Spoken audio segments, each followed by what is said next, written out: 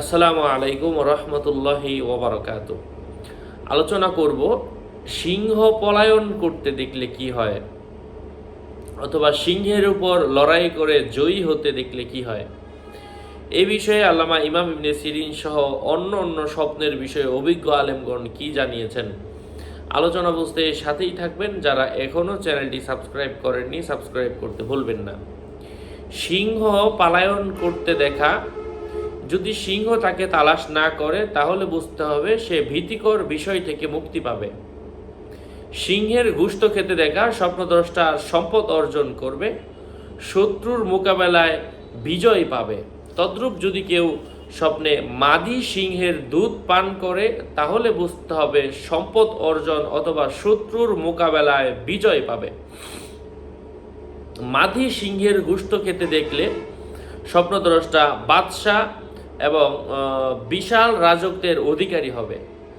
সিংহের কামড় খেতে দেখা শত্রুর ধন সম্পদের লক্ষণ। সিংহের মাথা কর্তন করা বাদশাহী ও রাজত্বের ইঙ্গিত। সিংহ চড়ানো অত্যাচারী জালেম বাদশাদের সঙ্গে ঘনিষ্ঠ বন্ধুত্বের পূর্বাভাস বুঝতে হবে।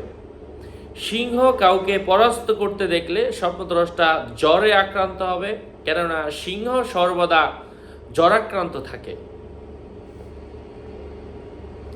স্বপ্নে সিংহ কারো উপর আক্রমণ করে এবং ওই আক্রমণের পরে কেউ যদি তার মোকাবেলা করতে না পারে তাহলে বুঝতে হবে সে দুশমন থেকে মোকাবেলায় নিরাপদ থাকবে।